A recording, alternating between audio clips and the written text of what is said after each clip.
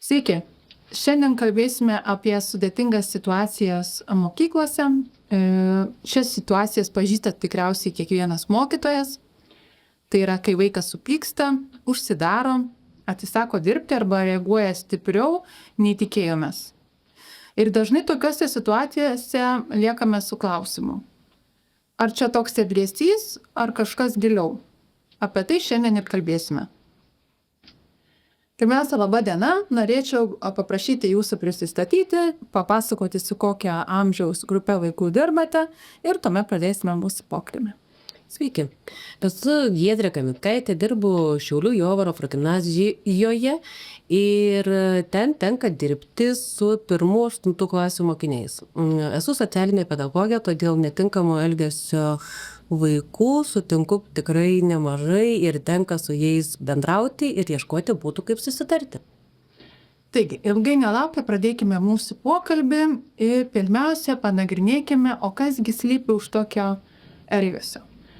Kai mokytojas mato sudėtingą elgesį, kas dažniausiai slypi po to paviršiumi? Mes, kai matome tą paviršių, tai yra tik tai ledkalnio viršūnė. Iš tikrųjų, dažniausiai gali būti priežastis slypėti žymiai giliau ir tai gali būti bet kas. Tai gali būti fiziologiniai poreikiai, gali būti vaikas pervargęs, gali būti vaikas alkanas, gali būti per daug sensorinės stimulacijos, gali būti emociniai ypatumai, gali tai būti, pavyzdžiui, trauminės patirtis iš namų, jas galbūt nesaugiai jaučiasi namuose, gali būti kažkieno nuskriausti vaikai ir dėl to taip pat vaikas elgiasi netinkamai. Taip pat gali būti nediagnozuotas kažkoks tai neurotipiškumas, tai gali būti ADHD elementų, gali būti autizmo spektro ypatumų, netgi disleksija ir disgrafija. Jeigu vaikas mato, kad jam nesiseka kai kurie dalykai, kas kitiems sekasi labai lengvai, jam tai taip pat iššaukia labai didelius tokius emocinius protrūkius. Daugiau, čia jau būna dažnai mokytojui svarbiausia ir to matyti ir nuspręsti, ką tuo metu aš darau. Kaip atskirti, kada tai tiesiog elgesys, o kada jau signalas, kad vaikui yra tikrai sunku? Elgesys dažniausiai pasižymi tuo, kad tai yra vienkartinis. Vieną kartą pabando, tarkim, ribas, taisyklių sulaužymą ir jisai pajautęs pasekmes gali priimti vaikas sprendimą ar nesąmoningą sprendimą, ar tai jam verta tai daryti ar neverta. Jeigu vaikas patyręs pasekmę, jis vis tiek nenustoja to daryti, tai ir pasekmė jo nedastabdo, tai greičiausiai jau gali būti vienas iš signalų, kad yra kažkas šiek tiek daugiau. Lygiai taip pat intensyvumas elgesio. Jeigu vaikas gavo mažesnį pažymį negu tikėjosi, tarkim, jeigu 5-okas, 8-okas ir jisai sureaguoja, jisai supyksta, jisai nuliūsta, tai kaip ir normalu, nes tai yra reakcija į kažkokią tai veiksmą. Bet jeigu vaikas supyksta, pradeda rėkti, plėšyti daiktus, mėtyti knygas dėl to, kad mokytojas, pavyzdžiui, pasakė, atsiverskite kitą puslapį, tai jau matome, kad tai yra neadekvati reakcija situacijai ir tai jau gali būti vienas iš signalų, kad kažkas yra šiek tiek daugiau. Gal galite papasakoti, kas vyksta su vaiku, tuo būtent momentu, kai jis stipriai reaguoja, tarkim, supyksta arba visiškai atsisako dirbti, arba kad ir tą patį sąsiuvinį plėšo, tarkim. Vaikui tiesiog jau čia šiek tiek medicininės tokios žinios, kad išsijungia ta prefrontalinė smegenų dalis ir veikia tiesiog taip liaudyje vadinama roplio smegenys. Jisai gali pereiti į dvi būsenas – kovok arba sustink. Ir jisai nebegali priimti logiškų sprendimų, jisai greičiausiai tada tiesiog reaguoja, kaip jam tuo metu atrodo ir netgi ramų mokytojo ton gali priimti kaip grėsmę. Ir netgi pas mokytojo priėjimą artyn, jisai gali suprasti, kad mokytojas jam grasina, jį spaudžia ir tada dar labiau gali reaguoti. Tai tuo metu tikrai vaikas negali logiškai paaiškinti savo elgesio ir rekomendacijos labai priklauso nuo paties vaiko, nuo santykio su mokytoju ir vaiko, nuo situacijos aplinkinės, tai čia yra labai daug visokiausių klausimų, ką reikėtų daryti toliau. Įvairiausių faktorių. Dabar pereikime galbūt prie mokytojo reakcijos. Kas tokiuose situacijose dažniausiai lemia? Ar situacija nurims, ar jinai tik paaštrės? Mokytojas visą laiką nori geriausio. Tiesiog būna kartais tokios situacijos, kad norėdamas gero, mokytojas prieina prie mokinio paklausti, kodėl tu dabar taip darai ir gal gali liautis. Vaikas, tai, kaip jau minėjau, gali suprasti kaip grėsmę. Ir tada vėl gali dar didesnis pyktis iškilti. Kitas dalykas, mokytojo pati reakcija, jis irgi taigi žmogus. Jau lygiai taip pat, kaip aš sakau, gali išmušti saugiklius ir jisai gali aštresnių tonų paklausti, ką tu čia dabar vėl kažką darai. Tai labai išprovokuoja situaciją. Galbūt situacija gali provokuoti netgi mokytojo pakeisti kvepalai. Iki tokių smulkmenų. Ir tiesiog mokytojas turėtų kiekvieną kartą turėti, tarkim, ant stalo tokią kaip mažą atmintinę, kad pakvėpuok, žingsnis atgal, kad prieš reaguodamas į kažkokią situaciją jis šiek tiek atsitraukia, tada ir tam vaikui atrodo erdvės daugiau ir tada gali tas vaikas šiek tiek lengviau pasijausti ir tada mes patys kaip suaugę žmonės turime laiko, kad ir 1-2 sekundės save susirinkti ir atinkamiau situacijai reaguoti į vaiko elgesį. Gal jį reikia priglausti, gal jo reikia neliesti, gal jam reikia uždėti širvą, kad jisai šiek tiek galėtų pabūti kaip ir vienas. Tai šitie dalykai labai svarbus. Ir žinant vaiką, kadangi vis tiek mokytojas būna su to vaiku ne vieną kartą per dieną, ne vieną dieną, tai jau yra vis tiek matosi kartais dėsningumas, kas gali išprovokuoti, tai tiesiog stengtis vengti tokių tų trikdžių ir trigerių. Reikia laiko pažinti savo mokinius. Taip. Ir reikia domėtis, reikia žinoti, reikia stebėti. Pirmiausia, mokytojas yra stebėtojas. Jisai duodamas užduotį visą laiką reaguoja, kaip vaikai priima tą užduotį, kaip jie įsitraukia į veiklą, ar jie nori kažką daro. Gal kažkurį reikia visą laiką paskatinti, galbūt kažkurį reikia kaip tik trandyti, kad tu nepradėk daryti, nes tu dar negirdėjai užduoties. Tai visą laiką reikia tiesiog labai stipriai žiūrėti. Aš suprantu, kad labai sudėtinga mokytojam yra, kai klasėje 24, tarkim, pradinukui arba 30 klasėje mokinių. Tai yra beproto sudėtingas darbas, bet po mažą žingsnį, po tas pažinimo kelias jisai vystosi. Taip. Tai galbūt dar galima būtų prapėsti šiek tiek daugiau apie klaidas, kurias mokytojai daro, net ir turėdami tų gerų ketinimų. Tai pirmiausia turbūt klausimas, kodėl. Kodėl tu čia dabar taip darai? Tai čia yra turbūt žudantis klausimas visiems, ne tik sudėtingesnio elgesio vaikam, bet kiekvienam žmogui. Ir kaip jau minėjau, kol vaikas yra emocinėje, gilioje tokioje išraiškoje, jisai neatsakys į klausimą, kodėl. Jisai tikrai tuo metu pas nesupranta, kas. Tai vat spaudimas kažką atlikti tikrai būtų didelė žala. Pagelbėtų tokioje situacijoje pasakyti, kad aš matau, kad tu dabar pyksti, ar tau sunku ir pasėdėk kelias minutės, aš prieisiu prie tavęs vėliau, galėsiu padėti. Tai šiek tiek vaikui tada duoda pripažinimą, kad tu esi svarbus, kad tavo jausmai yra svarbus, kad aš suprantu, kad tau gali būti sunku ir tada galim, tas vaikas irgi šiek tiek pradeda jau atsikvėti ir galim savo laiko duoti, klatį duoti kažkokią tai veiklą ir šiek tiek tada jau vėliau prie to vaiko prieiti ir jam paaiškinti arba prie jo pabūti, kas jam galėtų padėti. O tas klausimas, kodėl, sakot, paklaustas, čia manau skiriasi ir pagal amžių vaikų. Visiems vaikams klausimas, kodėl dažnai kelia pasipriešinimą. Aš kaip socialinė pedagogė tikrai turiu irgi dažnai aiškintis priežastis, kas nutiko ir kodėl tikrai vykia. Tai dažniausiai aš formuluoju ne kodėl, o kas nutiko, kad tu taip jautiesi. Ir tada mums nebelieka to noro priešintis, toks kaip ir kvietimas dialogui. Kas nutiko, gal aš galiu padėti? Ir tai tiesiog papasakok, ir tai yra atviras toks klausimas ir jisai neiššaukia priešiškumo. Taip. Dažnai mokytojai nori receptų, ką daryti ar ne, bet kartais reikia pagalvoti, kaip galbūt keisti savo pačių mąstymą. Tai šiek tiek galbūt apie tai norėtųsi pakalbėti ir jūsų nuomonę, ką reikėtų, jeigu reiktų pakeisti vieną dalyką mokytojo mąstyme tokiuose sudėtingose situacijose. Ir kas tai galėtų? Pats pirmiausias dalykas, tai mokytojui reikėtų nepriimti situacijos asmeniškai.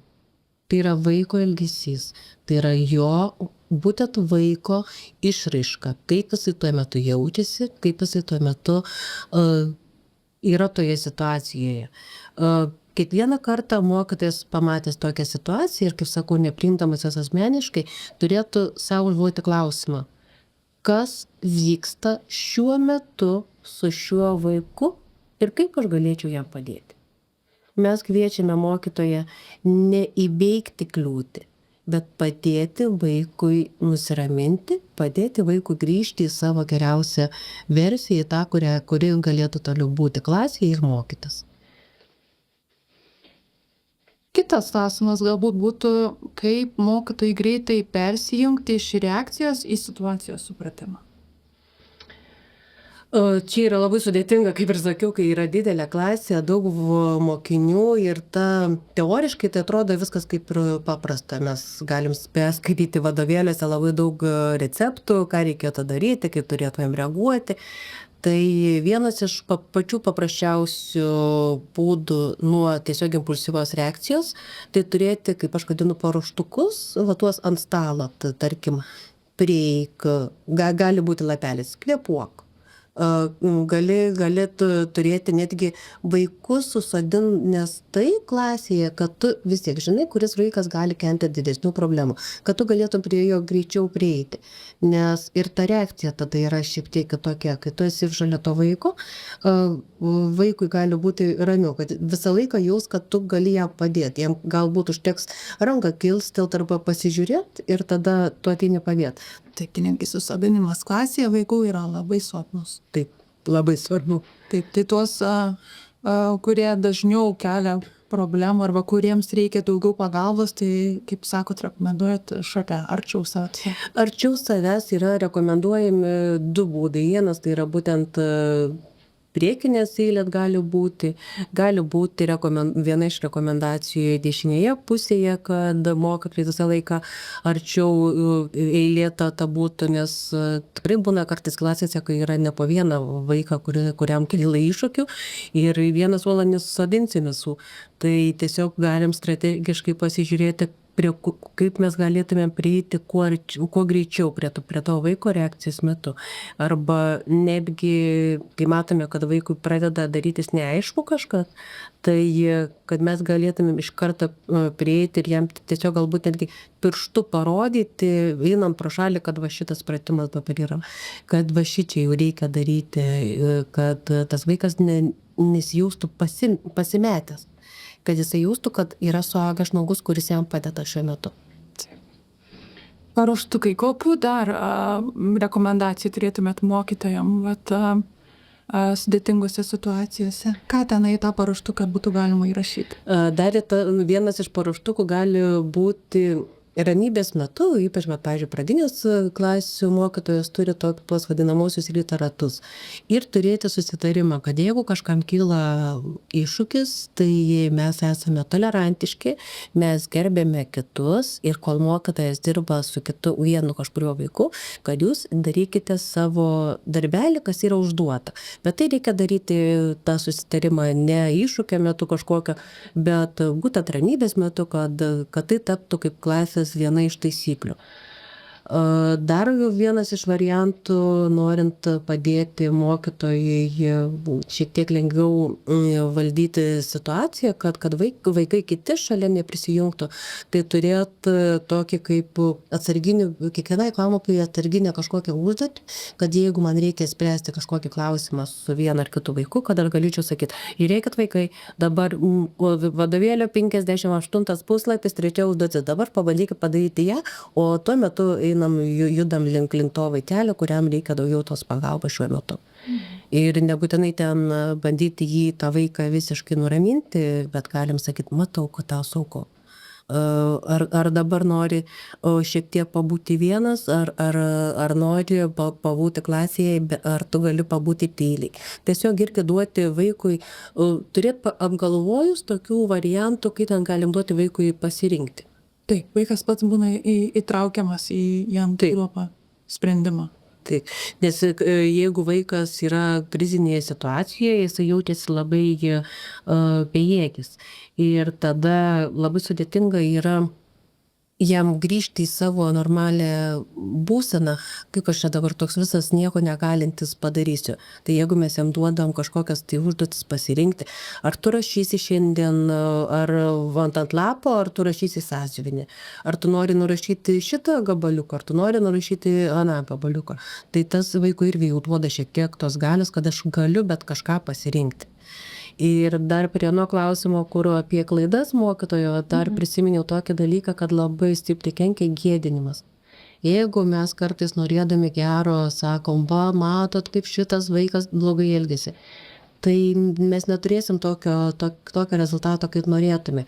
Iš tikrųjų, gėdos jausmas yra vienas stipriausių žmoguje ir vaikas patyręs gėdą, jam labai sunku tada grįžti atgal į normalų pozityvų santykį su mokytoju, jisai gali pradėti jausti kerštą, gali jaustis nuskriaustas ir netgi prevenciniu tikslu tokiam būtų geriau nedaryti, nes tikrai mokytojas kartais norėdamas gero šitą meškos paslaugą padaro. Taip. Dabar galbūt norėtųsi paklausti ir galbūt sutiksite su manim, kad mokytojai labai dažnai sako, mums yra viskas aišku teoriškai.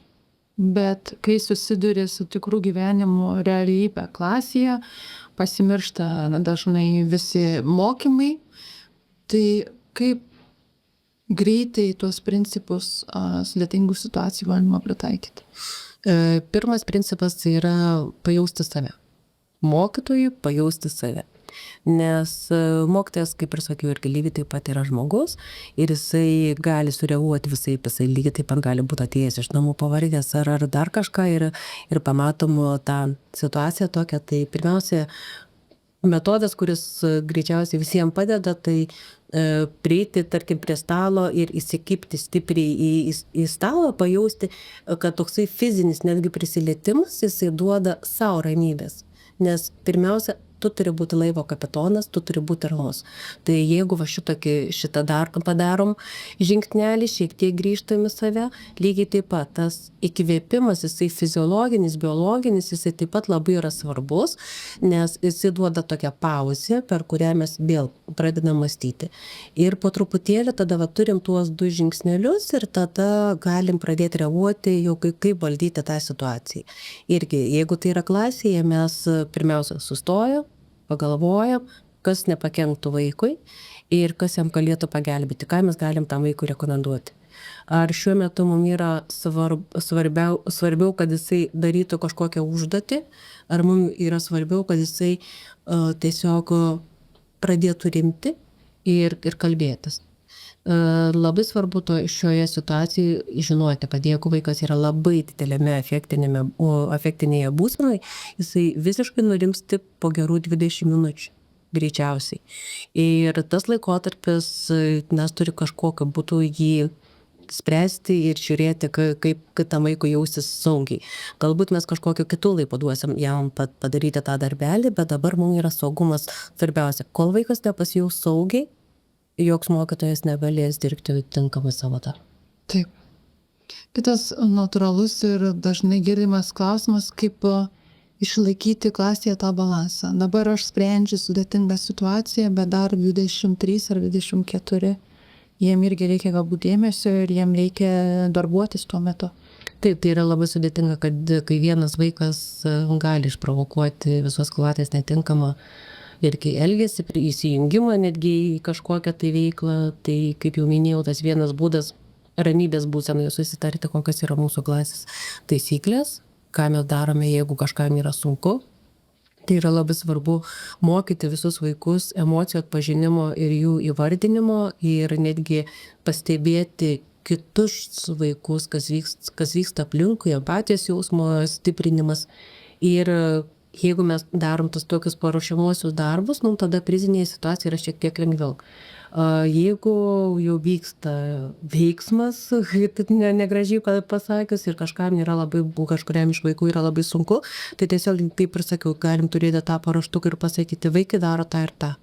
Aš dabar einu čia ir prie to vaiko. Jeigu matom, kad tai yra, tarkim, nebe pirmas įvykis šios dienos būtent tam konkrečiam vaikui, kad galite tiesiog telefonu skambinti žmogui, kuris yra mokykloje įgaliotas ateiti pagalbą. Pavyzdžiui, mano mokykloje aš kaip socialinė pedagogė, kurie gali paskambinti, ir jeigu aš tuo metu su mokykloje, aš ateinu ar tą vaiką pasikviesti, išsivesti, ar dar kažkokiu būdu padėti tiesiog nurimti, kad galėtų mokytojas toliau tęsti darbą. Nes kartais tikrai vienas mokytojas negali susitvarkyti su situacija. Arba netgi elementariai gali pasikviesti mokytoją, tarkim, iš šalia esančio kabineto, jeigu yra kažkokia jau visai krizinė situacija. O likę vaikai, taip, jie greičiausiai tuo metu sureaguos kažkokiu tai būdu, bet galim vėliau aptarti, kad žiūrėkit, mes turėjom tokią situaciją, šitam vaikui yra sunku, šiandien buvo sunku ir mes kiekvienas patiriame sunkumų, mes kiekvienas esam kitoks, tai tiesiog tą tokį irgi žmogišką ryšį palaikyti su vaikais, kad mums visiems kartais gali nutikti dalykų, kurių reikės pagalbos. Taip. Kaip galvojate, ar įmanoma kurti tokią klasės aplinką, kur tokių sudėtingų situacijų būtų mažiau? Ir kaip tą daryti? Aš manau, kad tai yra įmanoma. Tai yra sunku, bet tai yra įmanoma. Ir aišku, vaikai labai keičiasi, jie auga, jie bręsta, jiem ateina skirtingi laikotarpiai, bet taisyklės, vertybės, nuolatinis santykis, teigiamas santykis su mokiniais, jis kuria tą ryšį ir po kiekvienos sėkmingai įveiktos problemos arba ir ją aptarus, manau, kad tas santykis gerėja ir tų išpuolių būna tikrai žymiai mažiau. Juo labiau, kad kai pažįstam savo vaikus, mes galim numatyti, kad kažkas gali išprovokuoti ir tiesiog labiau pasiruošti kažkokiai tai reakcijai. Tai santykis, bet tuo pačiu ir ribos. Taip. Tai kaip namie. Kitas labai aktualus klausimas mokytojams galbūt yra būtent, kur yra ta riba, ką gali padaryti mokytojas ir kada jau reikia pagalbos tos iš išorės. Čia yra labai sudėtinga, iš tikrųjų. Atrodo paprasta, bet iš tikrųjų sudėtinga. Atrodo, mokytojai stebi dažnai veiklas vaikų, netinkamai elgiasi, pasitaria, pasišneka, atrodo viskas gerai, o gali slypėti labai visko daug. Tai mums yra labai svarbu keletas etapų. Būtent pirmasis etapas tai yra vaiko savisauga. Ar jis tai kenkia savo ir kitiems. Ir kaip jisai reaguoja į pasekmes. Jeigu pirmiausia savisauga, tai jeigu jisai geba sužaloti save, tai jau ir tai kartojasi, toks elgesys, tai tikrai yra labai didelis signalas, kad yra kažkas negerai. Jeigu vaikas nereaguoja į pasekmes, kas yra pritaikoma kažkurį tai laiką, vėl tai yra signalas, nes vaikai tiesiog turėtų priimti pasekmes ir keisti savo elgesį. Metodų įvairovės bandymas, tarkim, pabando mokytojas vieną metodą kažkurį tai laiką, bando kitą metodą, bando trečią ir toliau ir neveikia. Atrodo, niekas neveikia. Tai jeigu tai vyksta ilgesnį laiką ir mes matom, kad to pokyčio nėra, tada jau turėtumėm kreiptis į specialistus, į psichologą, į socialinį pedagogą, į specialųjį pedagogą, nes tai gali būti visokių problemų, dėl ko vaikam kyla tų sunkumų. Taip pat gali būti trauminės patirtis, kaip jau prieš tai minėjau, ir jeigu mes įtarėme, kad yra kažkoks smurtas ar artimoje aplinkoje arba kažkur kitur, tai nėra net diskusijų klausimas, mes tiesiog informuojam atitinkamus žmonės ir sprendžiam problemą tokią, nes netinkamas elgesys gali būti tikrai ir iš to iššaukia. Ir šitoje vietoje nereikia, kad mokytojas diagnozuotų, va šitam ADHD. Ne, čia mes ne apie tai.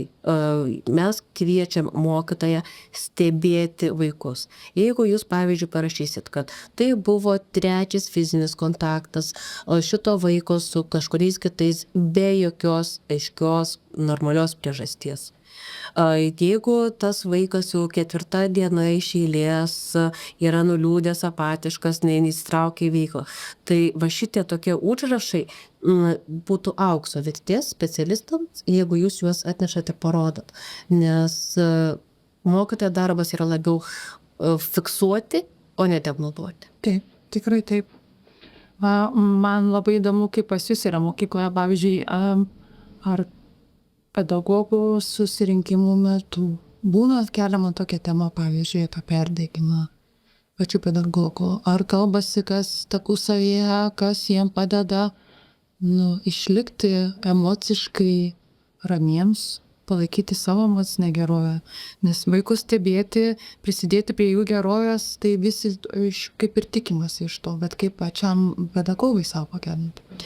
Čia yra labai dažna problema, tikrai ypač pavasariop, tai yra labai dažnai matome, kad pedagogai yra pervargę, tikrai ir kalbasi apie tai ir ieškom būdų, kaip galima padėti. Tai būna ir seminarai, būna išvažiuojamieji seminarai, būna tam tikri susitikimai, švenčiam pergalės, kad šiek tiek būtų kolegom smagiau. Lygiai taip pat apie tą perdegimą labai svarbu, kad kiekvienas pedagogas turėtų savo artimą kolegą, kuriam galėtų išsiventiliuoti, pasikalbėti, netgi pajuokauti, neįžeidžiant vaikų, kad, žiūrėk, šiandien turėjau, tokią situaciją. Čia kaip aš sakau, ieškojom telefoną ilgai, kol pamatėm, kad tas telefonas yra rankui. Tai vat, iš tokių tiesiog kartais galima ir smulkmenų. Svarbiausia yra tas bendrystės jausmas, kad aš nesu vienas, kad man ateis kažkas į pagalbą, tada, kai man to labai reikės. Kitas aktualus klausimas ir mūsų projekte iš tikrųjų apie mokytojo padėjėjų kompetenciją. Kaip jūsų manymu, kokių žinių, kompetencijų jiem galbūt trūksta ir kur galėtų pasitobulinti? Mokinio padėjėjų mes turime šiuo metu tikrai nemažai, nes su sudėtingėjančia situacija ateina daugiau vaikų, kuriem yra skiriama mokinio padėjėjo pagalba. Ir kaip žinome, pagal įstatymus į mokinio padėjėjo poziciją gali ateiti žmogus, kuris turi 12 klasių išsilavinimą. Tai labai džiaugiuosi, kad mokinio padėjėjai turi tą 12 klasės išsilavinimą, tačiau didesnių žinių ir kompetencijų ne visi turi. Ir tai galbūt irgi kaip ir mokytojai, kaip ir kitai visai žmogiškai situacijai, tai yra labai svarbu nuo paties žmogaus asmeninių savybių. Tai kiek tas žmogus gali ir moka kurti ryšį su vaikais, kaip jisai geba reaguoti į situaciją, kaip jisai geba bendradarbiauti. Ir kartais tikrai tų kompetencijų pritrūksta, būtent to bendradarbiavimo ir su mokytoju. Galbūt pritrūksta žinių, kaip valdyti vaiko elgesį, kai yra kritinė situacija. Mes taip suprantame, kad tai pagrindinis darbas yra būtent mokytojo klasės valdymas, tačiau kartais, jeigu mokinio padėjėjas turėtų šiek tiek daugiau žinių, būtų lengviau irgi pastebėti, kad tam vaikui jau laikas išeiti iš klasės ir šiek tiek turėti tą ramybės pertraukėlę ir tada grįžti. Arba kad vaikui nepaduoti kažkokio tai žaisliuko nusiraminimui, jeigu tas gali jį dar labiau įdirginti. Kaip pavyzdys, autistiško spektro mokiniui duoti kokį nors ganėtinai groblėtą daiktą, jeigu tas vaikas būtent nemėgsta tokių daiktų, tai gali irgi labai dirginti, tai va tų kompetencijų kartais tikrai trūksta ir būtų gerai tiesiog, kad galėtų mokinio padėjėjai taip pat pasitobulinti, įgyti daugiau žinių, galbūt netgi praktinių žinių, kokios gerosios patirties sklaida, tikrai būtų įdomu. Nes mokinio padėjėjo darbas yra tikrai sudėtingas ir jisai turi reaguoti į čia ir dabar, į tai, kas vyksta. Taip. Nes jis yra irgi tas specialistas, kuris tikrai gali prisidėti prie vaiko gerovės ir prie mokymosi rezultatų pasiekimo. Artėjant mūsų pokalbiui prie pabaigos, dar norisi paklausti, jei mokytojas, kuris galbūt žiūrės šitą mūsų vaizdo įrašą, kokį pagrindinę mintį jis galėtų pasimti šio mūsų pokalbio? Pagrindinė mintis tai būtų nepriimkime situacijos asmeniškai. Tai yra vaiko būdas parodyti, kas šiuo metu jam yra sudėtinga ir tai yra jo kalba prašyti pagalbos. Tai čia yra pati pagrindinė mintis. Ir pabaigai vieną tokį patarimą. Mokytojams, ką jie nuo rytojaus turėtų nustoti daryti? Neklauskite, kodėl taip elgiesi. Tai ačiū labai už šitą pokalbį, kad šiandien čia atvykot ir su mumis pasidalintote savo patirtimi. Man atrodo, kad aš kokią žinutę šiandieną po šito pokalbio išsinešu yra tai, kad už kiekvienos sudėtingos situacijos slypi ne problema, o signalas. Ir nuo to, kaip mes jį perskaitome tą signalą, labai daug kas priklauso, kaip toliau viskas rutuosis. Tai ačiū dar kartą ir iki kitų kartų. Ačiū, iki malonaus.